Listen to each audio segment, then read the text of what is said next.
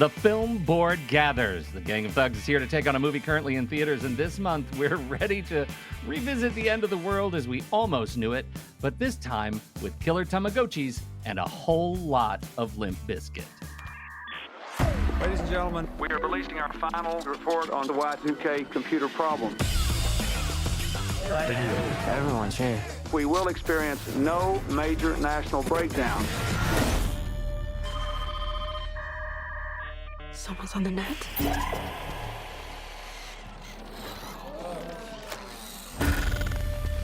That's pimp as hell. You've got mail. Breakdown, breakdown, breakdown, breakdown, breakdown, breakdown, breakdown, breakdown, breakdown, breakdown. Y2K, Y2K, Y2K, Y2K, Y2K,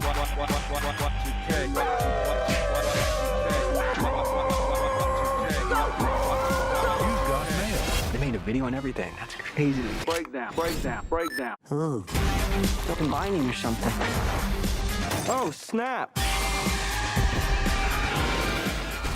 Welcome to the Film Board. I'm Pete Wright, and if you're anything like me, the year 2000 wasn't just a date on the calendar, it was a marker for boomer low-key existential dread. I'm talking, of course, about the Y2K bug, the fear that our computers, and therefore the entire world, were going to crash and burn at the stroke of midnight, thus confirming the prediction that we'd all be returned to our cave people ancestry. So we stocked up on canned goods, debated whether to unplug our toasters, and generally prepared for a digital apocalypse that ultimately birthed this month's film, which was undisputedly Tommy's choice. What if the world had turned to digital mush? That's the question at the heart of the latest film from our friends at A24. Y2K is a movie that takes that very real anxiety and renders it on screen in the form of Toaster Voltron. Director Kyle Mooney, a goofy fave from SNL, makes his directorial debut with a film that's part teen comedy, part disaster flick, and part straight-up survival horror, all set against the backdrop of that fateful New Year's Eve in 1999. Joining me today for this trip down late 90s memory lane are Tommy Metz III, Steve Sarmento, Mandy Kaplan. Welcome, everyone. Hello. Thanks for Thank having us. you. Hey, great to be here. It's really exciting. It's going to be difficult to accomplish this without any of us talking to Tommy. Yeah, I was wondering if that was like when we were going to put the black bag over his head. Mhm. Because of the movie that we saw, I'd like to start with something not related to the movie directly. Where were you on New Year's Eve Y2K? Do you remember where I you 100% were? do. Okay. That was back when I would still spend every Christmas with my Florida side of the family in Jacksonville, Florida. That was the late G-Pa and Granny and my crazy Uncle Jay.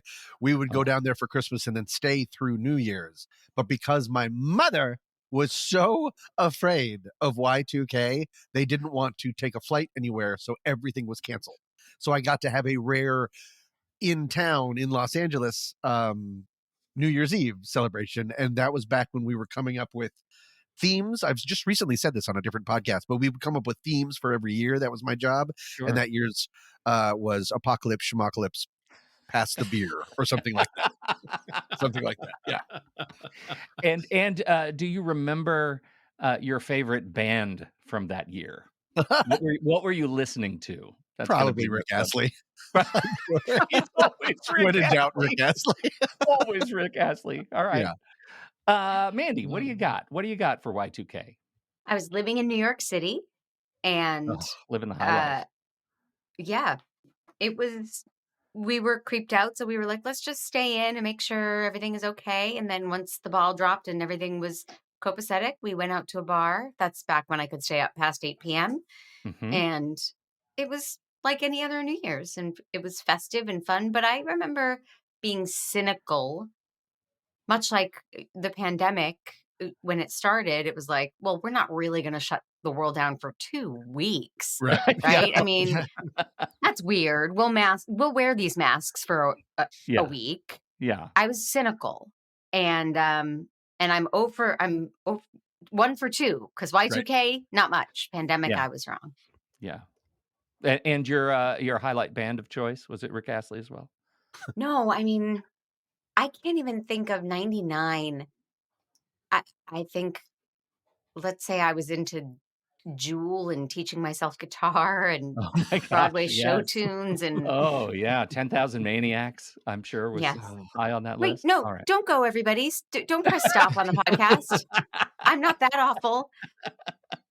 All right, Steve, what do you got? Let's see. I was here in Phoenix. It was my first year of teaching. I had been married a couple of years, and so we were at a friend's house, a big get together. Wasn't concerned about things happening, but a lot of people were. So I thought just best to be in somebody's big house with a bunch of friends together, watching and waiting over the mountains to see the city lights either stay lit up or all go to black at the same time. Yeah, there you go. Band of Yeah. choice? Highlight?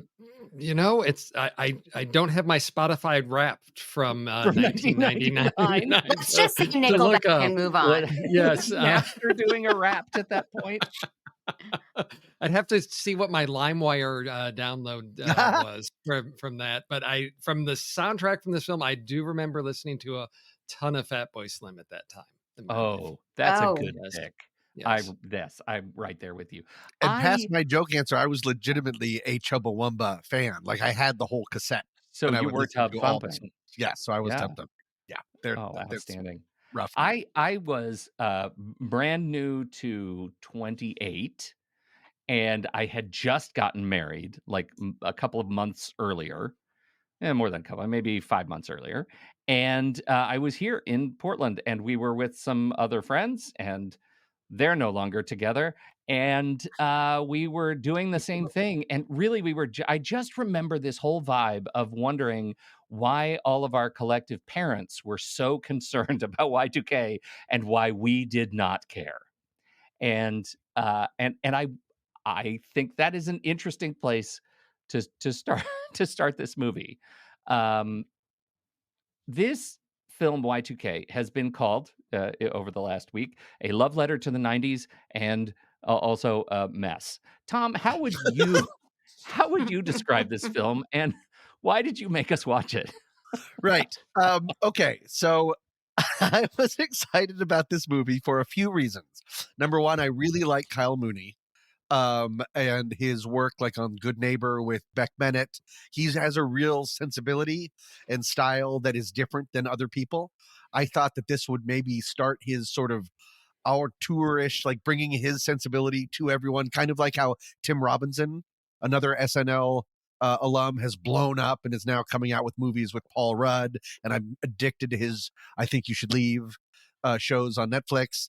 The fact that he cast Tim Heidecker in it, another very similar auteur with obsessed with the past, lo-fi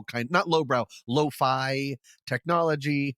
So I thought there was a real good chance that this could be and A24. Yeah. And A24, I mean, is just such a symbol of something. So I was like, if they saw something in this has the chance of being a really irreverent, weird kind of thing, kind of comedy that never gets made. Instead, it is the worst movie I have seen this year. I know it's very hard to make movies, and I still like Kyle Mooney a lot, and there were a couple of chuckles. I think this movie there's two twists in this movie. I don't know if you want me to tell them now or say Let's them. hold off on the twist. Great. Yeah. Great. Let's make people want it. Yeah. Yeah. Okay. I think you said the reason I wanted to. I don't want you to take all the responsibility, just the lion's share of it. The thing is, I put myself in a box because I have said publicly many times that if it comes out from A24, I'm going to see it because they have a lot of earned credibility in movies that I generally like very, very much.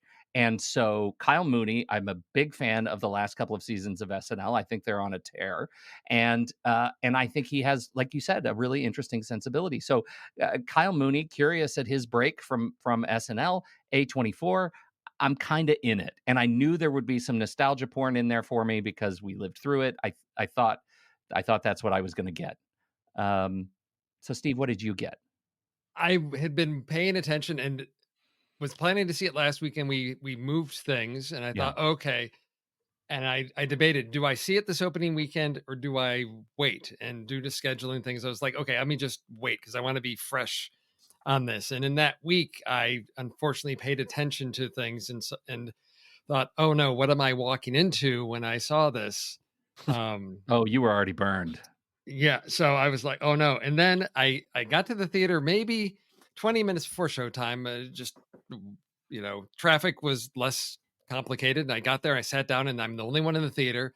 I'm the only one in the theater, and it's a Thursday night because I knew that if I wanted to see it Friday, or I had to see it at a 9:45 show. That was it. It was for this coming weekend. It was scaled back to like one show at late at night. I thought that doesn't bode well. So Thursday night, a 6:50 show, lights dim, trailers start, and then two other people walk in, and that's it. There's just three of us on a Thursday night watching this, and they were younger.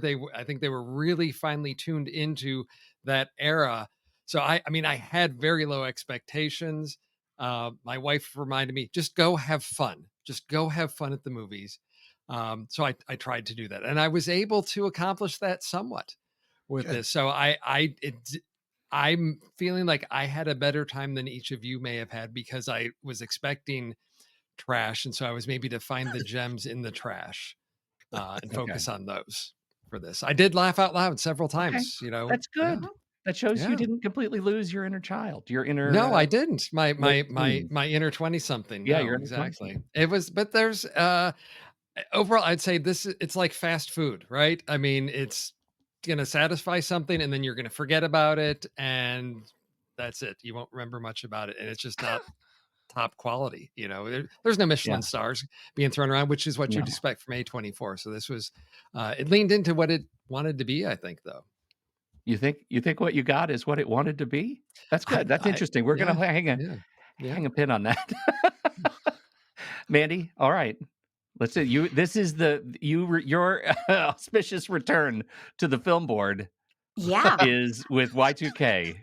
Okay, so I don't really know who Kyle Mooney is, and I'm so out of the loop that when Pete texted and said you want to do Y2K on the film board, Mhm. I was like, you mean how we all felt that night and what our fears and thoughts were about the millennium? I didn't know there was a movie, didn't know anything. So I was just a newborn baby going in totally blind. And the premise is so fantastic. Yeah. What would have happened if all of our technology had tried to eliminate the human race or enslave the human race? It's a fantastic premise. And I love a fun horror movie and particularly comedy if you're going to infuse that. I just don't think I don't think it lived up to the promise of the premise. It was a letdown. And the comedy, I didn't laugh, but they banked on like, I'm going to kill you with a CD. I'm going to kill you with a Tamagotchi. And they banked on just pointing out all things 90s. Mhm. And that's a real it's a real bugaboo for me. I don't care for that. I think it's lazy. Just Yeah. Oh yeah. Yeah. if you're going to reference CDs, make jokes about CDs. Make Right.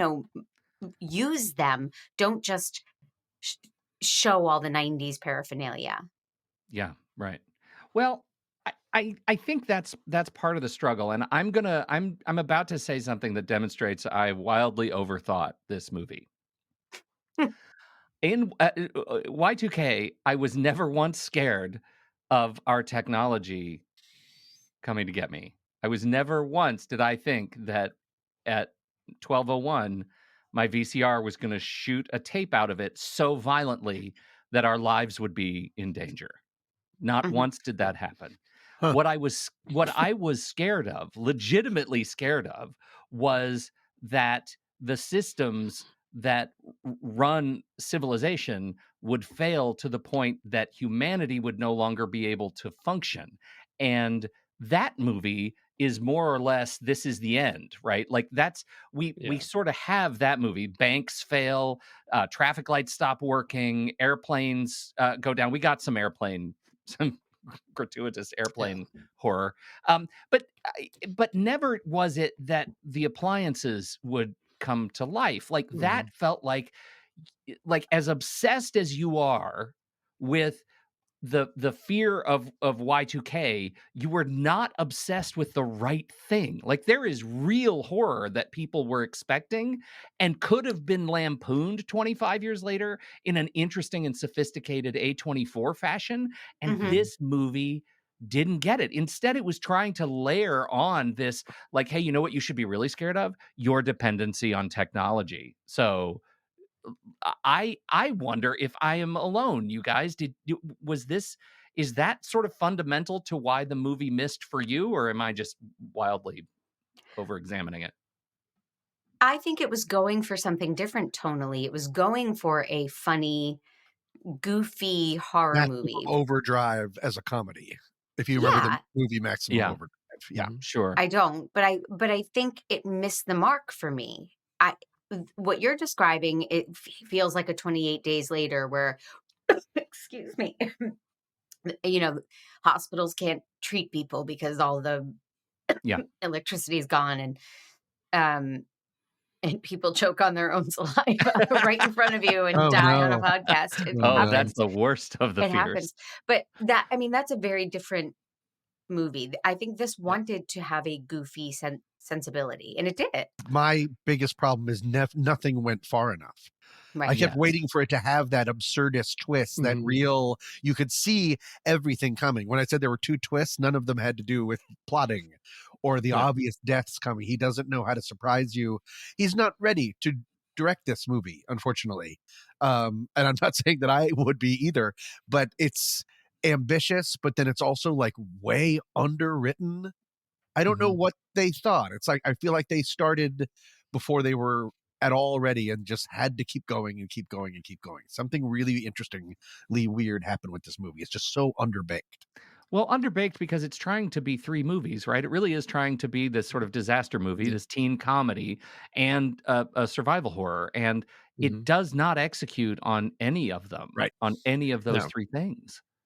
And you What brought No. up This Is the End, which for my taste really succeeds. I love that movie and it makes me Yeah. laugh. And Yep. then there is something genuinely scary about being trapped in that in James Franco's house. And that movie succeeds. This one was really trying to be like that for Yeah, tonally, and it came up real short. yeah, Sure. Yeah, I mean, I think the thing that I felt like it was trying to do, because it is not succeeding in being either three of those things, but I felt that it tried to do that as what would a movie be doing in the late 90s. I thought it really leaned into the teen comedies of that era. I mean, when we have technology, I mean, you just talk about the low budget on this, the effects. We don't have CG. We've got like stop motion, with wires, all of that just felt very much of a lower budget movie of that era. And I think it tried to lean into that. And so that's sort of the lens I was looking at. What would, if it had been 2000 and a filmmaker had tried to make a teen comedy about that in that era, what would it have been like? And I felt like if I focused on that, I could see some things. But then, Pete, to your point, the end of the film seems to try to bring it into 2024 with the, hey, technology is destroying us, not in the way that we thought back in Y2K. It's destroying us, each, by forcing us against each other, not against the technology, type of thing, which I thought came out of nowhere. And I don't know that I needed that. Again, it just was not well, as Tommy said, it wasn't baked in enough in any of those areas. It is like a lot of different things thrown together, but I see some of the merits in each of those things. I just wish maybe it had picked a lane and stayed in that and really delved deeper into that. I found myself getting sort of angry that the movie was missing what I needed from it when Fred Durst came and then never left. Mhm. Yes. Right? Like, Well, like yeah. Why didn't he get his head blown off? I needed, I 2 needed seconds Fred into Durst his screen again. time. It could have been one of the funny nods to 90s culture. It could have been Yes. to have him, sitting around the campfire, giving us his Book of the Vampire speech.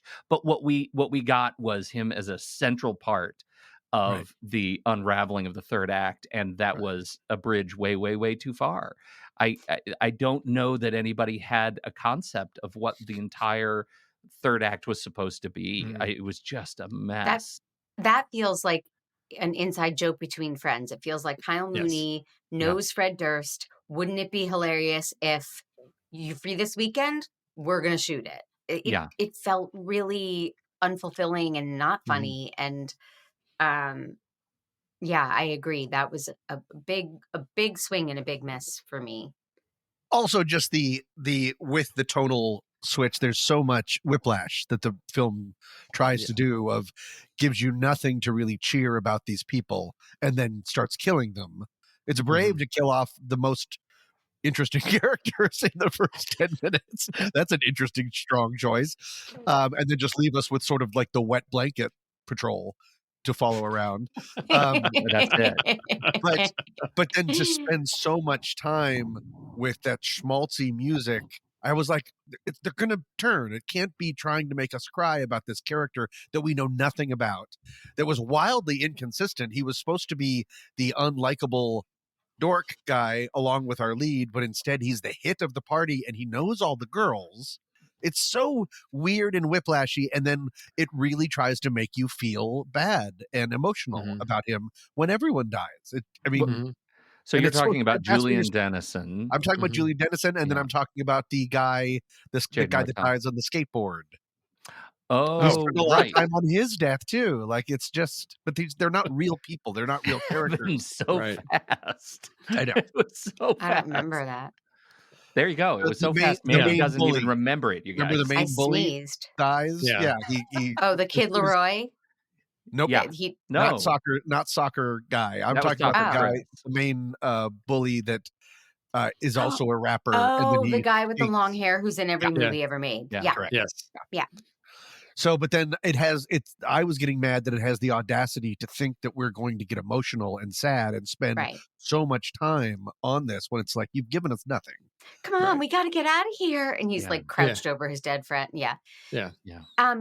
Well, while we're talking about the kid with the long hair, Pete, I don't know his name. I Yes. apologize, but he's really Uh-huh. everywhere. He is a very popular actor because he's very interesting looking and a real Booksmart. specific type. Mhm. Yeah. He was in Booksmart. This was a But weird Booksmart reunion part of this movie. Go ahead. But okay, I'm an old lady Oh. and I don't like potty mouth. And listening to these children, everything was emmer effer, F you bitch. They just added the word bitch to every sentence. They Yep. swore so much, not to express anything other than this is how kids talked in the 90s, yo. And it was so off-putting to me. And he was the guiltiest of them, the kid with the long hair, whose name someone's going to say. Eduardo Franco. There Eduardo it is. Franco as Farkas. Yeah. Okay, so I was thrilled when he died, and the best friend, because they were such potty mouths. I can't tolerate Yes. it. Well, because it's supposed to be like a super bad kind of thing, but Yes. but super bad was funny. Yes. The problem with this felt like bad improv. When you're bad at improving, you just Mhm. throw in swear words because you don't know what Right. else to do. Yeah. Right. But I know this scene wasn't improv because it was written out and there was a soundtrack to it. So No, but Yeah. you're right. If it was like, I mean, Superbad used profanity really well, I thought. right, You yes. know, because it was funny. Julian Dennison was in Deadpool 2. Yep. And I enjoyed Deadpool 2. I did. Me I'm too. a fan of Deadpool. I think the entire franchise is great. And I think one of the things that that Julian Dennison landed on was being a kid that speaks like an adult, a profane adult. Like that was the comedy. It felt to me very much like he was cast here to be an older version of just that. Just give us exactly that, because people Mhm. laughed at that when you were doing that. It added a lot to Deadpool. Your accent is awesome. Like he was you did another Julian Dennison movie, didn't you? Wasn't he in Hunt for the Wilder People. Hunt for the Wilder People. Yes. Yeah, which was fantastic, right? Mm-hmm. Like it was great. This felt his performance, while it was critical to the charisma of the group, his performance was wildly misunderstood in the and the fact that they then killed him as early as they did, thus bleeding the any spark from the remaining characters, was a tragedy. in this movie. It just like all of the air came out of that balloon. Yeah, I didn't like his character, and I was sad when he was missing. So it Yes. hit me coming and going. That's exactly it, right? Like I did I didn't not enjoy him on screen, didn't and I enjoy him on wished he was screen. back. Missed him when he left. Yeah, because he was at least making a choice. Yeah, he was trying something. Yes. Jaden Martell. I struggle with him in the lead because as we've already discussed, the movie lacks a bit of charisma at the top, and I felt like what they were trying to do was give us that character, that sort of Michael Cera of this era character, Yeah. and I don't think he lived up. He was able to No. live up to that piece. Thoughts? All I know of him is defending Jacob, and he was. He's It. He was Yes. kind of the kid lead in the It movies. Oh, Yeah. okay. Yeah. He was a very fine actor in defending Jacob. He was very good, and you didn't know if he did it as you weren't supposed to, and so I agree. He lacked the natural charisma of a Jonah Hill or a Michael Cera or fill in the blank, where they can just be a teen and you're rooting for them to get the girl, and he doesn't have that. I think Yeah. he's a fine actor. I agree with that. And Yes. no chemistry with Roger Rachel Ziegler. Zegler. Yeah, they didn't have Oh, anything going on. Yeah. none. No. And it doesn't help that they had a very long slow-mo sequence of them gazing at each other in a porta potty with falling all over them. I Right. swore on the film board. I'm so sorry. I know this is a classy show. It is Ooh. a classy show. After I complained about potty mouth, Potty I'm the mouth, yeah. first I one to know. let You're it the fly. first one to swear. Oh, such a hypocrite. But see, look at that bit. Like that was a bit in the movie, sliding it down in the thing and Yeah. having the bit. Like in another movie, I can actually imagine that being funny. But there was no setup to that as a particular punchline. Like there was nothing to it as a bit of physical humor. Has a really rough time with visual bits. Yeah. Mhm. Like there's a lot of visual sized and with editing, like there's just a lot of the comedy. Some of it is there. It's just, it really is messed up in execution, in Yeah. delivery. Well, that's what I think one of my challenges with, Saturday Night Live is sometimes you have those sketches where you can see, oh, there's an interesting idea there, and they never figure out how to get themselves out of it, and it Right. just belabors it. Or it was something, as I think Mandy said, oh, like this is an inside joke between a couple of friends. This is hilarious. Let's do this. And it's not really that funny to anybody else, or it seemed funny, but you're now so committed to, well, we're on location. We've got the porta potty. Oh, now this maybe isn't such a good idea, but what else are we going to do? And we got to go forward with it. I thought that's an interesting choice, because I thought, oh, they're sliding down and nothing's happening. Because I thought as soon as that thing went over on its side, I'm like, they're going to be flooded with just feces and all that other stuff. See, Mandy, you can do it without swearing. It's possible. Wow. Steve, this Duly distinguished noted, gentleman. Steve. Tormento. He's such a fucking know-it-all. But Okay, as then it got Professor. downhill and then it started sloshing onto them, I Yeah. thought, okay, that's an interesting choice. But then they get out of it, and then it's like, Yep. oh, we'll just splash a little water on, and then we're all good. And I Yep. thought, oh no, No. But I realized the film it's in some fantasy land where there are no realistic consequences to anything, and there's just tenuous logic holding things together, cause and effect, and all that. And these people don't react as real people do to these things because, oh, we're in a quirky comedy. Right. So people will be more types than actual people. They're not rounded characters, very flat, one-dimensional. They're playing their type, and that's it, which can be interesting if there's something there for them some friction for them to play against each other, but Right. there really isn't. Or if it's going to be a teen comedy, you've got to fall in love with the relationship, right? And there's that lack of chemistry of like, oh, these two, and they're from different worlds, and it's all the tropes we've seen before, and so it's just hollow echoes of those things with the sort of a glaze of 90s nostalgia thrown over it. Well, American Pie is actually funny, and those things wouldn't happen, and those are pretty stock characters. Yes, that's But true. they're in funny situations, and they say funny things, and they win you over, and it's a good comedy. So Yeah. this just I'm surprised it's calling itself a comedy. Yeah. I guess just because of his background. the thing that doesn't exist in this movie is any cringe discomfort. Like when you mention American Pie, there are a number of sequences in American Pie that are hard to watch and are funny because I recognize how uncomfortable they are, because I know something that the characters don't know. Mhm. And this movie doesn't really hide its cards at all.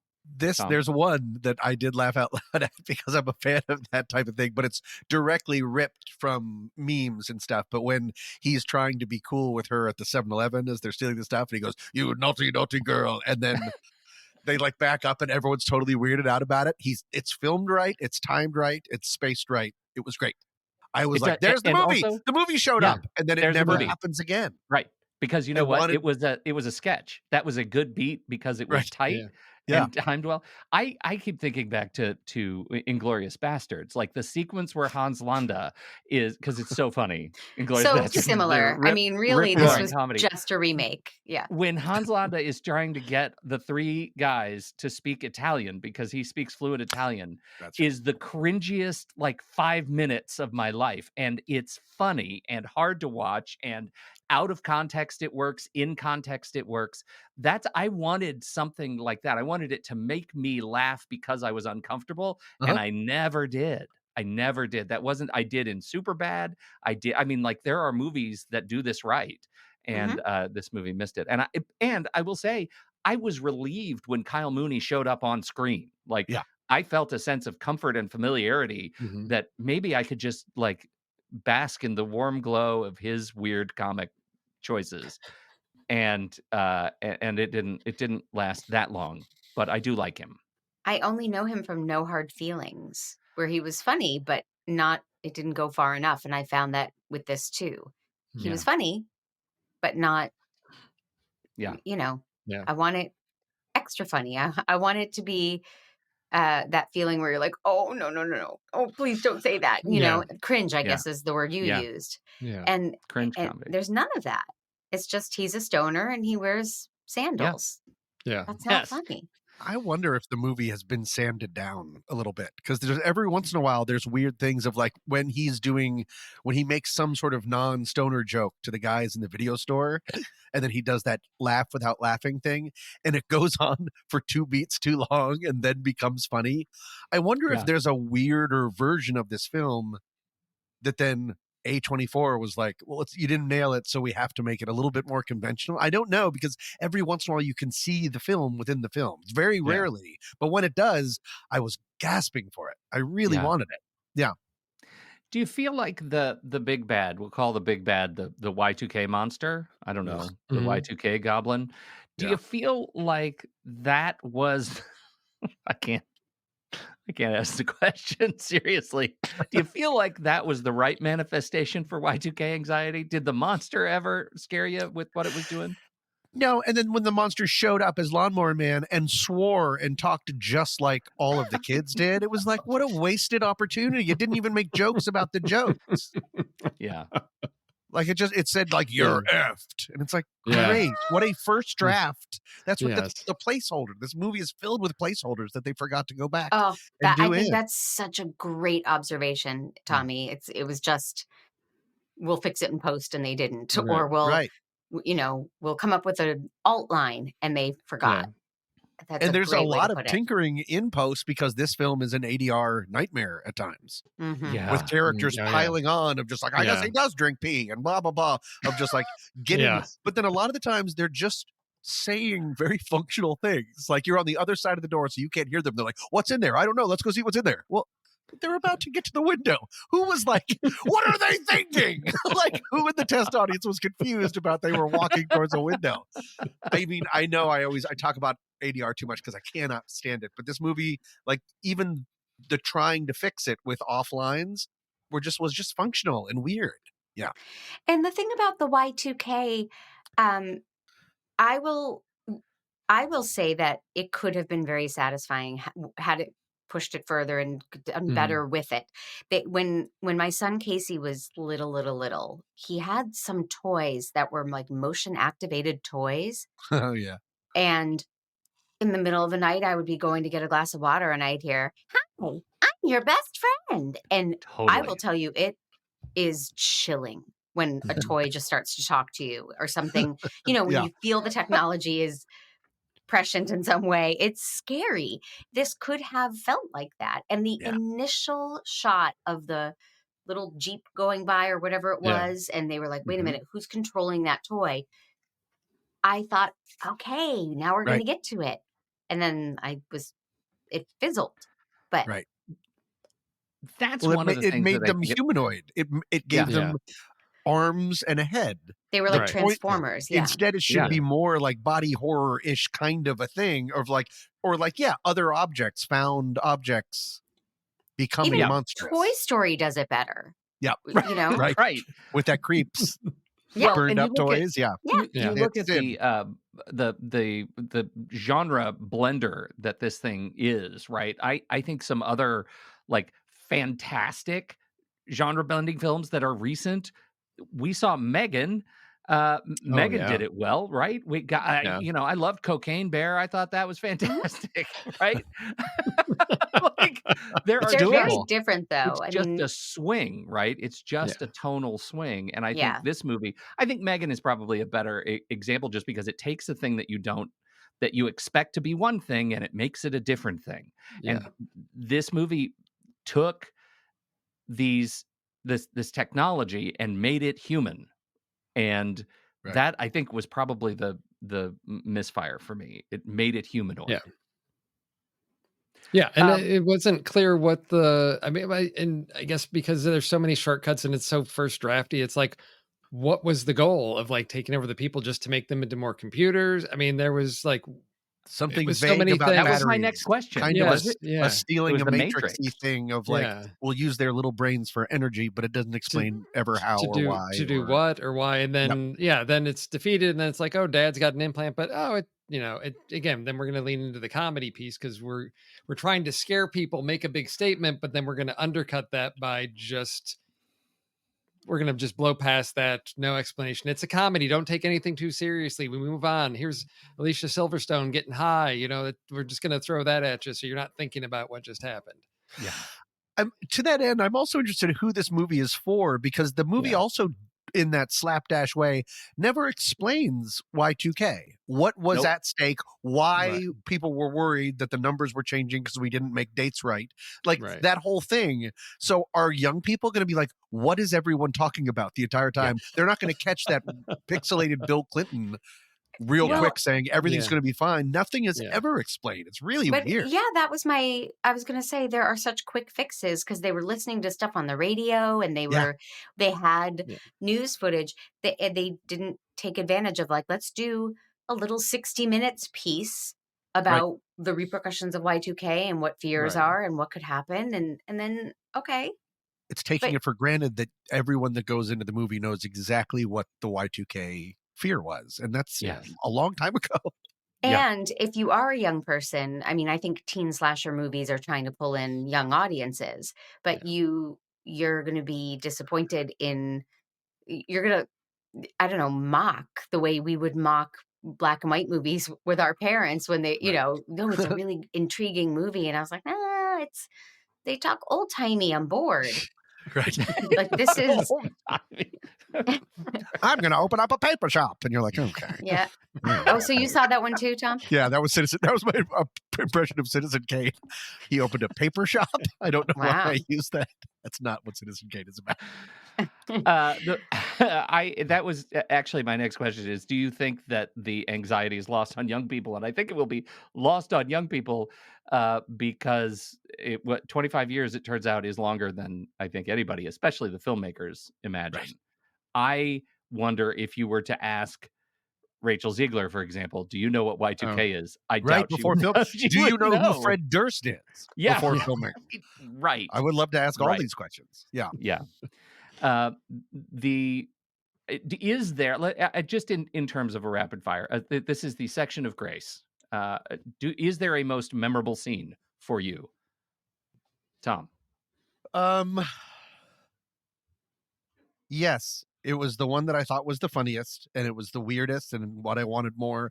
It was at the Collective, and it's it's a coverage of Ziegler and Kyle Mooney, and while someone else is talking about something that I don't remember, he looks at her and looks away, and then looks at her and looks away, and then just keeps looking at her. It's an outtake. It's not something that a normal film would keep in, but it was so of the sensibility that I wanted. I was like, there's the movie again for a second. So I can't say that it's a scene that I remember, but it's this one shot of this weirdness of what could have been, which was exciting for me. Mandy, strongest performance. Oh, I don't get to answer that question? Do you want to answer that question? I would like to answer that question. All right, you can answer that. Well, first of all, is it Zegler or Ziegler? Because it's spelled Zegler. Interestingly, no one knows. Okay. I've been listening to her referred to, and I keep hearing it as Ziegler. Ziegler, okay. But you're right, it is not. Yeah. So when you said favorite scene, I was like, favorite scene. Oh, I liked the scene where at the party, somebody goes upstairs and finds the guy passed out and his pants are off, and we see his penis. And that was funny. That was edgy. That's what I'm looking for. And then I remembered that's a different movie entirely that I watched this week. The movie we watched. But it's a movie called Sweethearts on HBO with Kiernan Shipka. And it has the edge that we're talking about. It goes too far and makes you cringe, makes you laugh. So that's my favorite scene from Y2K is the scene from Sweethearts. And performance-wise, God, I thought most of the performances were really bad. No. They're not given much to do. If you had to. This is why I would say Kyle you Mooney because he made me smile. Right. Yeah. This is the thing that I think is the biggest struggle for me with this movie when you think about best performance. And I was listening to the Town podcast. I was listening to them talk about like hits and flops as they round out the year, and they were talking about how the studio or over anticipated Rachel Z as a box office draw. Do we think Rachel is a box office draw yet? Who is she? I've never She's very good. Story. She was Maria in West Side Story. Yeah. Oh, I didn't see that. And she was also in the second Shazam. Someone's got a kid, right? And she's Hunger very Games, good. The Ballad of Songbirds and Snakes. Yeah. So I'm not a fan she's in not this, but she's not a box office draw. If everyone's saying, if Tommy, who knows movies very well, is saying, what has she been in? Who is she? Yeah. Not a good sign. No. Right. Well, according to IMDb trivia, Jenna Ortega originally had that part, and then there was a scheduling conflict. So they may have been scheduling conflict. Yes, She read the script. Yes. No, she read the script, right? No, but I think that's busy then. We haven't something told you to consider. I know. Would Jenna Ortega be somebody? That's a draw. Yep. That So is a then draw. you've got that. So it's like, okay, what's plan B? Okay, we've got somebody else that's of a similar type. And okay, great, but that doesn't have that draw. I don't think it would have saved the movie anymore. Maybe that the opening first couple shows, there may have been a little bit more box office on that, but it's really hard to say what's supposed to be carrying this film in any way at all. And it, as I said, it is like fast food. Pete, I can't remember anything specific about this. There are moments, and I can't even remember some of the jokes. I remember laughing, but I can't remember exactly what I was laughing at for a lot of them. So it's like, yeah, I'm eating this fast food burger because I'm hungry and it tastes fine right now. But and ask me in an hour, like, to describe the flavor profile of that, I can't tell you anything. I feel like you're really insulting fast food, and I don't care for it. Okay. I could tell you every burger I've ever had and every fry. You can tell me who's got the best onion rings. Heck yes. Right? That was her favorite scene in the movie was onion Yes. rings that she's had in the past. In turn, the last question that I have for all of us as members of this particular generation, was there a most effective nostalgic reference for you? Yeah, maybe the flying toasters in the very beginning. I thought that was a fun way to begin it. 100%. Yes. That was it. That was cute. And from there on, it was downhill. Yeah. Right. It Well- set the bar too high at the beginning. that- Yeah. How And they the- presented all of the AOL and the Yeah. logging on and the screens, that really All of that took me stuff back. was like, yeah, it was like That was fun, it was yeah. like, here's the world. You've given me the world, and I love that as texture. Everything else felt like show and tell. Mhm. And I Yes. struggle with that. I just, one of my first notes should have been, I am a massive fan of Christopher Storer, who is behind The Bear. And I love The Bear. I love everything about The Bear. I love The Bear so much. He is also a big Bo Burnham collaborator. He produced Eighth Grade, which again has a vibe that I sure could have taken on this movie. And he's a producer on this movie, and so is Jonah Hill and Allison Goodwin. And I just, I don't know if they saw it before it was released, Yeah. because I have so much trust in all of their taste, and I don't And know the if they other, saw it. the second twist, the first twist that I brought up was the fact that A24 released it. For me, Yeah. the biggest gasp that I had this entire movie was when it said director of photography, Bill Pope. I was like, Oh my God. what? Yes. You got Bill Pope, and that's what he did. Like, talk about a gun for hire.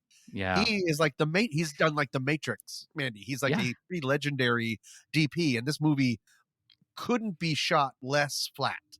There's Is there any way it's like a there's one shot. Polex instead of a Rolex? Like, was Pope spelled slightly differently? That was insane. Of like, Wow. talk about just phoning it in. I mean, Mhm. he doesn't. There's one beautiful shot when the camera raises up over the waterfall to show the group coming down. The rest of this movie is a dress rehearsal. Yeah. Crazy. Yeah. That's Bill what it Pope. feels like. That's crazy. Yeah. Wow. Well, we have to get to the point where we rank it. 5 stars. Okay. So what are we going to do for ranking over at letterbox.com? Letterbox.com/thenextreel. That's where you can find our HQ page. And we would love you to rate your stuff there. Join us, follow us over there. We can hang out and be movie friends. We love movie friends. And then you can look at our glorious star review of this movie. Oh dear. Okay, Mandy, you go first. No, can at like a restaurant when I don't know what I want yet, and I say everybody else order first. Oh, this is an I'll have what he's having moment. Okay, great. Could All be. right, Steve. I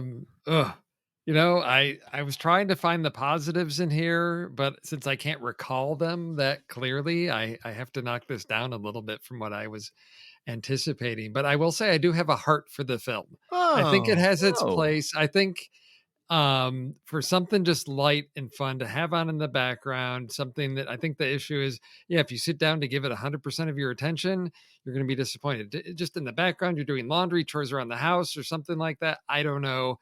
It's light. I think there's a place for that. So it gets a heart, but ultimately it is such a mess. I'm going to have to go with 2.5. Out of how many? 2.5. 2.5 out of 5? 5. Out of 5. I'm going to go 2.5 out of this. I thought maybe 3, but no, it is really messy. And it did leave me like fast food, maybe like Chinese food. It left me wanting more far too early. So 2.5. Okay. All right. Are you starting a food podcast? I think I am. Okay. I think I am. All right, Mandy. Can we change from stars to onion rings? Absolutely. You can. You can go ahead and give it onion rings. I mean, God, how cruel do I want to be? It's not, they made a movie. They got it produced. They got it on the big screen. So 1 3/4 stars. Oh, is that unprecedented? I don't know It if is we can do that. unprecedented because 1.5. it's not a score that's 1.5. accepted. Yeah, 1.5. There 1.5. you go. 1.5 for Mandy. I and I will wrap it up with a fair 2. I'm going to give it 2 because. Oh wait, Tom, did you not go? No. Is this the final punishment? Yeah, you guys are so mad at me. I don't even get to vote. Yeah. So we've got 2.5 and 1.5, and I'm 2, and I'll just be. We'll just add a second 2 for Tom's vote because he's here. What do you got, Tom? It is really hard to make a movie. I applaud anyone that is their first time directorial debut, but there's too many easy fixes, to use Mandy's thing, and too many easy, really basic stuff that just didn't come across. And so I have to give it 1 star. They made a movie that has a beginning and an ending, and almost nothing worked out for Wow. me in between. So I feel bad Yeah. for it. I will continue to watch his future films if he's lucky enough to get them. But yeah, 1 star, no heart. I'm sorry. So is that like the Taco Bell of Ooh. Oh, have you not No? had the new Nachos Belgrano? I don't know what these are. I was trying to think what people universally, what fast food they don't like. Maybe I didn't get it. 'cause Hardee's. I can eat Hardee's. Taco Bell. Okay. All right. What's the one with the giant head? Oh, Jack's in the box. Jack in the Jack in the Box. Box. Jack's I in like a Jack in the box. Box. You like Jack in the Box? Oh, Sure. I'm sorry, I misspoke. I'll step Okay. back. We do have to talk about what we're doing next month. This is the fine month of January, 2025. And to reveal that film, Tom. Oh, I did it. I nailed it. That was great. it. Is That was that it. Dog Man. We're going the to see whole Dog reveal? Man. Yes, we're going to see the whole You movie I can't- shot of Foster. You can't make that joke because Dog Man's coming out later Oh, there that is a month. Dog Man. We Is that are like the hoping. Captain Underpants Dog Man? Is that what we're talking about? I have no idea, but that's Oh. not what we're talking about. No, Okay. we're not. No, we were talking about Leigh Whannell's. I'm going to make a run at that name that I've never said out loud before. Leigh Blumhouse following up his absolute success with The Invisible Man. He is now remaking Wolfman. And it is a movie that is being heavily marketed. And hopefully it is a step back into good graces for Blumhouse, which has been having a little bit of trouble lately. So I'm excited to see that. We wish us a Blumhouse, lot I of will luck. say, has not run out of credit for me. I'll still see the Blumhouse movies. 100%. I mean, 95. Sure. According to you. Well, Okay. one of us saw Afraid, AI, John Cho's masterpiece. Yeah, Oh, That's right. That's right. they've been shuttling out some movies Yeah. that they Yeah. like when you Would see you it. call the the would word you call Blumhouse goes, Afraid the Y2K of Blumhouse? yes. Are we there yet? Yeah. This has been great. Thank you all so much. There are some things. There got to be some things we're doing. What are you guys up to right now in the universe? Anything you want to plug or talk about or share with the world this holiday season? Do you have a gift guide Mandy. you'd like to promote? A gift guide? Swing by my Etsy. No, I host a podcast for the Yes, True you Story do. family called Make Me a Nerd. And it's my journey from being a mainstream person who resisted all things sci-fi, fantasy, niche nerd culture. Now I'm checking it all out with different guests every week. And we'll just say I saw Kraven the Hunter today. That's how far this is going, guys. Wow. Wow. Oh my God. It's You know, happening. you don't have to book everyone. So yeah. So check me out. Make me a nerd. Please. Make Me a and Nerd, thank where you. podcasts are available. I will say that spoiler, I'm the editor of that particular show, and I will promote Tom's episode of the Babadook. That was a great episode coming soon. And so Tom's been on twice. I'm about to have my second appearance on the show, and Steve hasn't been on once, and I wonder what that's about. So in terms of podcast Steve matchmaking, knows. Steve's an extraordinary know. nerd. Oh, he knows. And I know. Steve, got I'm going to hit you up. All right. yeah, Steve actually requested Y2K. This was supposed to be a crossover episode.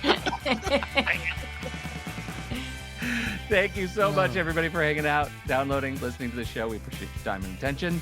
We'll see you next month for Wolfman. In the meantime, meeting adjourned.